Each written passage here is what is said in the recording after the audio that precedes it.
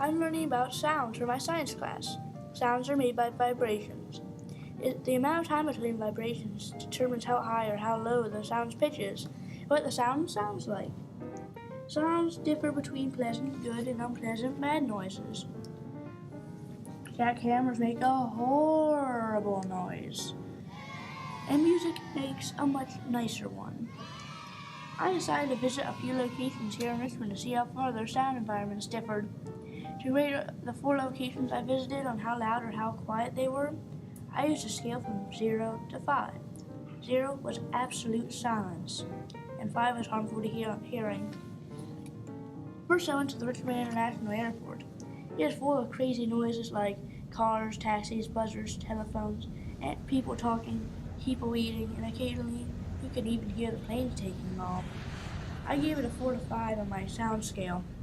It could have been even louder if it had been a holiday when lots of people travel, or when it was summertime and everyone was taking a vacation. My next destination was Belle Isle, where the rapids in the James River was loud, the current was strong. It had rained the day before, so there's a lot more water in the river than usual. We gave the destination a 3 to 4 rating because the river was so loud. You would think that being out in nature would be quiet and peaceful, but it has its own noises and some of them are powerfully loud. In Chimborazo Park on Church Hill, there are some traffic noises, but there was a lot of quiet natural noise. It was the middle of the week, so very few people were out in the park. The park was so quiet that I was able to locate a woodpecker. If you know different bird songs, you can listen closely and identify them.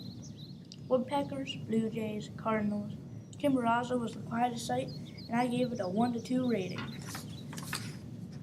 My final site was my own backyard, which had some car noise from the street and the sound of people walking as they walked by the house.